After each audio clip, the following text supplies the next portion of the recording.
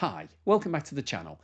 In today's episode, I want to talk to you about what's happening in Greenland and specifically to talk about Donald Trump's Golden Dome, which we'll come on to have a look at in a bit more detail later. But if you've been following these posts, you'll know that Donald Trump isn't happy about the security arrangements in Greenland.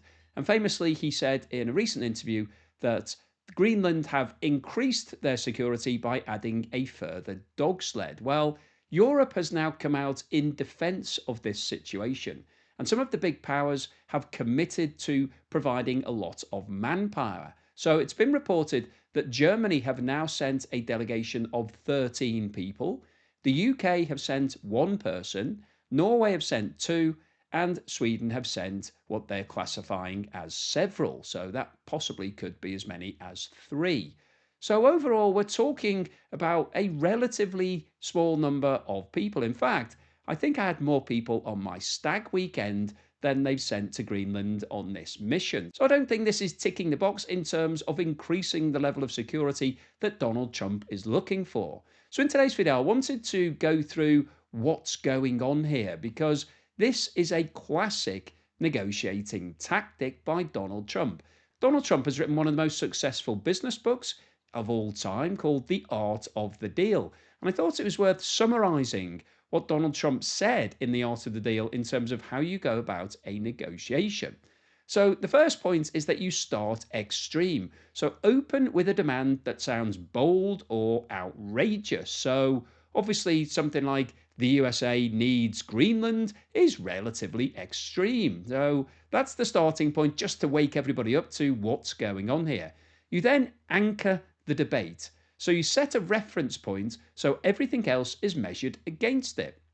And the reference point here is ownership is now the benchmark, not just access to Greenland. So just in terms of that concept of anchoring the debate, it's if I give you an example. So if we were going to have a joint venture, me and you were going to set up a company and we'd have a joint venture.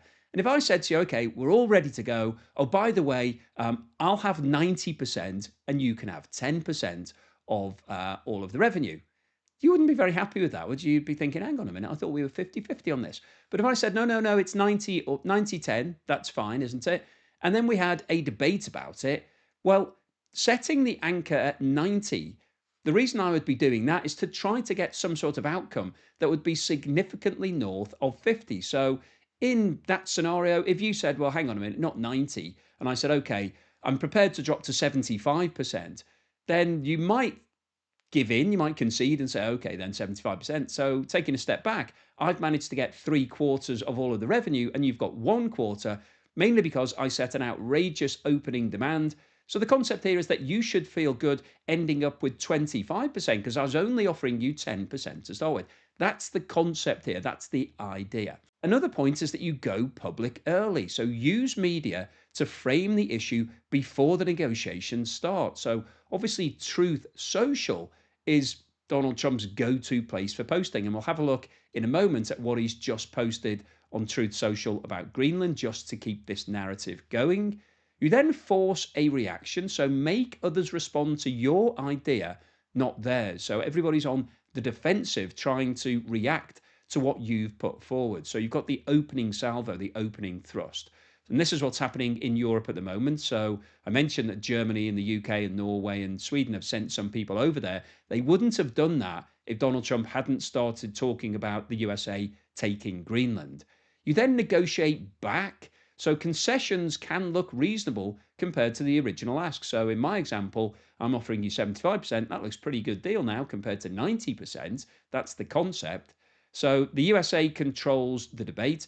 And then the final point is to win the optics. So even a compromise looks like strength. So Donald Trump is appearing decisive either way here. So this is the art of the deal. This book has sold around 5 million copies. So obviously a lot of people have bought into this idea. And this is really what's happening with regards to Greenland.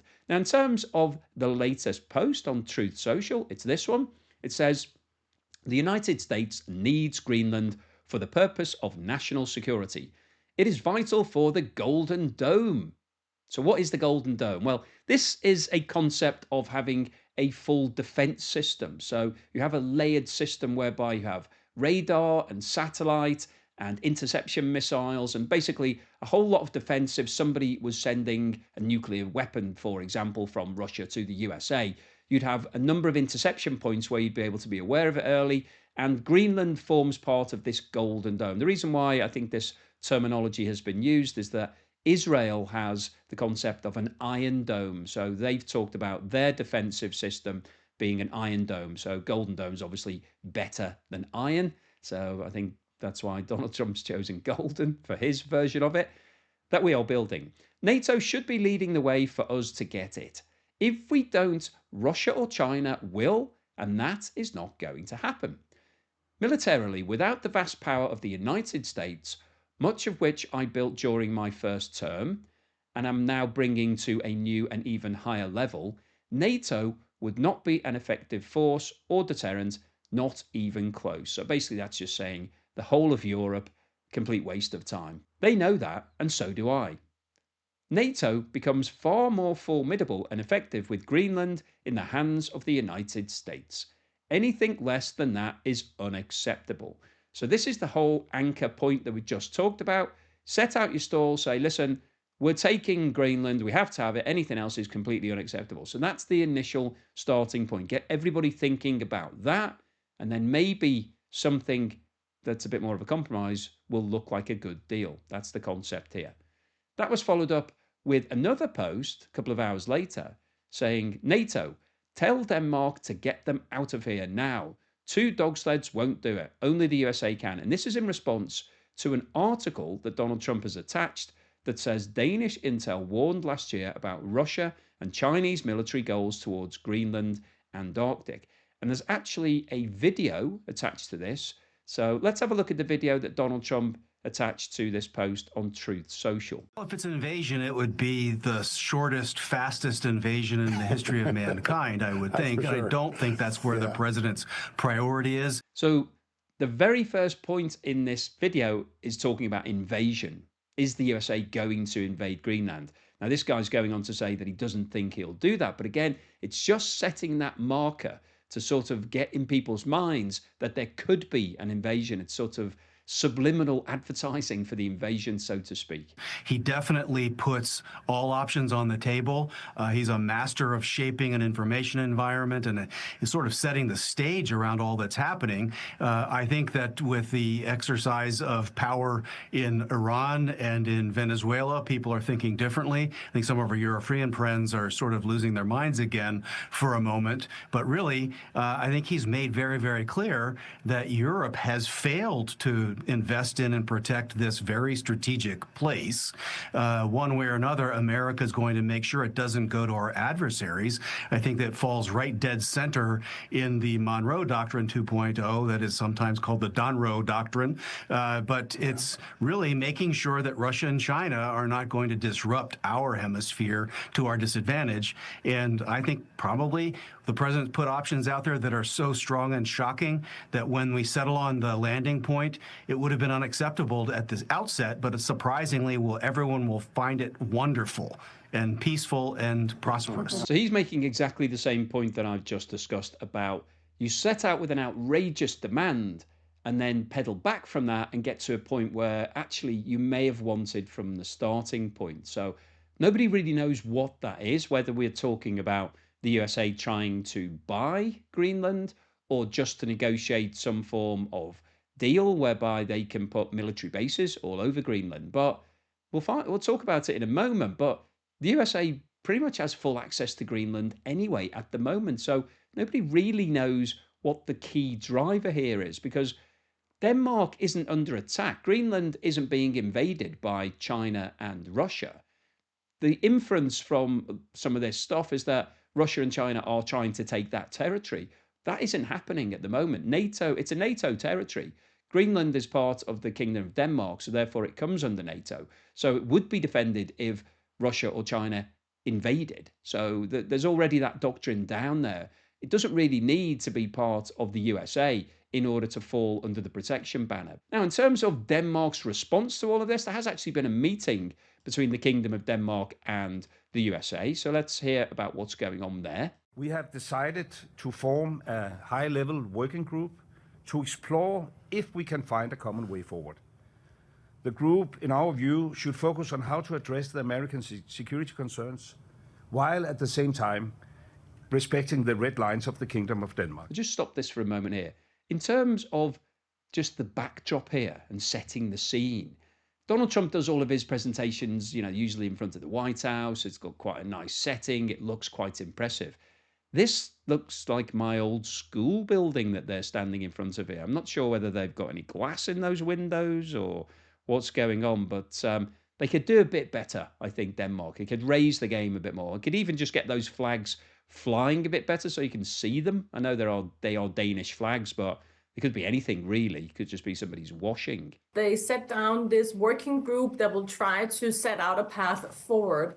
And as he rightly says, what they hope is they'll be able to address some of the security concerns that seem to be driving this push to take over Greenland. Having said that, it's also very clear that they did not diffuse the threats of Trump pursuing Greenland.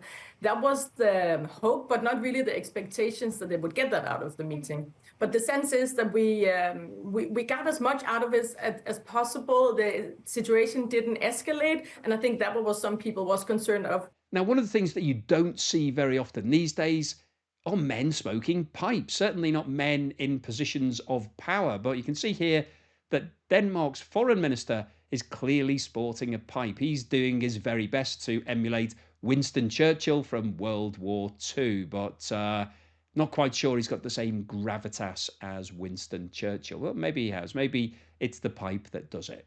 And how significant is it that Germany's sent troops to Greenland? Well, it is quite significant in a way that we haven't really seen a joint NATO, a joint EU mission there ever. So this is the first time we're going to see a lot of these countries coming together and sending military personnel up there. This is obviously also a way to signal to Trump that, yes, Europe is taking the security and defense of the Arctic seriously. And now we're showing that there is, well, I can't say no reason to be not concerned anymore, but definitely that Denmark and Europe is stepping up security. Now, as I mentioned at the start of today's video, Germany have sent 13 people. Now, it's an initial delegation, so Germany are scoping it out to see whether or not they're going to deploy troops into the region. So I'm guessing that Germany will come back and say, yes, we're going to post 25 people or maybe 50 people or 100 people. I don't know how many people they're looking to deploy, but this is really just to satisfy the USA that there are strong security on the ground. So once again, Donald Trump is working it in terms of his art of the deal. This is the whole concept. You get everybody thinking about things in a different way, looking at things in a different way, and then maybe there will be a deal that's agreed. So what's the reaction to all of this in the USA? Well, let's hear from Tom Tillis, who's a US senator. There is not support for this in Congress, regardless of what they may say in the White House. I think that an illegal taking of another territory and from a sovereign nation and a member of NATO is just not good advice. And I'm going there to tell them there's at least one branch of government that stands with the NATO alliance. It's still wanting to achieve the president's goals. Of course, we need to project power in the Arctic. Of course, we need to counter what were the first ever joint military exercises with China and Russia in the Arctic. Let's get there in a faster, more sustainable, less acrimonious way that strengthens the nation alliance, not putting it into question. So this is picking up on the point of whether or not there might be some military action. I don't think realistically there's ever going to be any military action between the USA and Denmark or Europe over Greenland. But once again, the art of the deal, it's sowing that seed of doubt that it could happen, particularly when you look at what happened in Venezuela. That really set out the sort of the camp of, from the USA's perspective, to say we have the ability to do these things if we want to. So it's sort of put the seed of doubt into people's minds. So it's now become a talking point. But realistically, I don't think it'll ever happen. We've heard a lot of justifications for this idea. It was critical minerals. It was strategic importance. The fact that it was a neighbor. Today, the president says we need Greenland to build the Golden Dome. So once again, we're talking about Donald Trump's Golden Dome. This is what he wants to do. He needs the final piece of the jigsaw to be able to perfect the Golden Dome, put his Golden Dome in place. Everybody wants to see Donald Trump's Golden Dome. To be clear, the existing arrangement that we have with Denmark and with Greenland would allow us to position that's Golden why, Dome elements, would it you not? know, as a fiscal conservative, think about this. We don't have to pay whatever we have to pay or go to the expense of whatever it would take to take this country and then have it discounted with all the loss of alliances. At our height, we had as many as 17 military installations there. There's no question that that Denmark and that Greenland would like to have American technology to potentially fully realize the rare earth minerals potential they have there. Yeah. There's no doubt that the infrastructure that at one point allowed as many as 17 military bases could be modernized and we could be there with an ally projecting power in a contested part of the world. That's what I mean. It would cost us less money, it would produce less tumult, and give us the same sort of capability. What is not to like about that plan? So I think there's some really good points there, particularly about the economics of this situation, because if the USA was going to negotiate a purchase of Greenland in the same way that it did with Alaska from Russia a very long time ago, then the question is, how much would it cost? If Denmark ever got to the point where it was prepared to actually sign a contract to sell Greenland to the USA, how much would that cost? And then what would be the economic fallout of it in terms of breaking some of the relationships that maybe are in place with NATO at the moment? Now, that's a different topic. So I don't think the USA wants to do that. I don't think they want to burden themselves with a whole lot of debt and bonds that they'd have to raise to make a payment of who knows what, billions of dollars to Denmark to buy this huge territory. So realistically, a cooperation agreement is the most likely outcome here. But as you've just heard, there's already a cooperation agreement on the table. It's in place. Historically, the US had 17 bases across Greenland. They've actually been closing a lot of those bases. So they've reduced the number to one significant one now. So they've actually gone backwards in terms of their presence in Greenland. So all of this talk about the USA needs Greenland and we have to have it is sort of out of the blue, because historically they had a great relationship in Greenland. It was able to do what it wanted to and has pulled back from that over the last 20 years or so. So it will be interesting to see how this plays out, what Donald Trump actually comes up with and what the end goal is, because as we've discussed throughout this video, the art of the deal is to come up with something outrageous, something that everybody goes, oh my goodness, wow, if that happens, that would be completely off the scale. You then talk about it for a while, you talk it up in the media, you get everybody thinking about it, everybody on the back foot, and then come in with your actual demand some point down the line, which by that point looks like a reasonable outcome for everybody, and you come away like a hero. So I think that's what we are seeing here. We are seeing the art of the deal being deployed with regards to Greenland, and it'll be fascinating to see what the end outcome of this whole process is, and also when we get there. But I'll keep you posted. I thought you'd be interested in hearing an update and also maybe put a bit of a smile on your face throughout this video. I'm trying to make things a little bit more light-hearted at certain points. Hopefully you've appreciated that. If you did, then please give me a thumbs up. Please subscribe to the channel if you haven't done so already. Don't forget, I'm currently running my competition whereby you can win my house located close to one of the best beaches in the UK, or £250,000. It's another way of supporting the channel. So if you'd like to get involved, hopefully you'll find it to be a bit of fun. You can scan the QR code on the screen now, or click the link in the description below. Thank you also to everyone that's supported me in other ways. I've had a lot of coffees recently, so thank you so much if you bought me a coffee. I've also had quite a few super thanks, so thank you so much to everyone who got involved in that. And also, if you've signed up as a patron or a member, I've got quite a big run on memberships at the moment. So if you're interested in signing up as a member, have a look. It's another way of supporting me. Or you can join up as Buy Me a Coffee member. Thank you to everyone that's supported me. And here's something to put a smile on your face.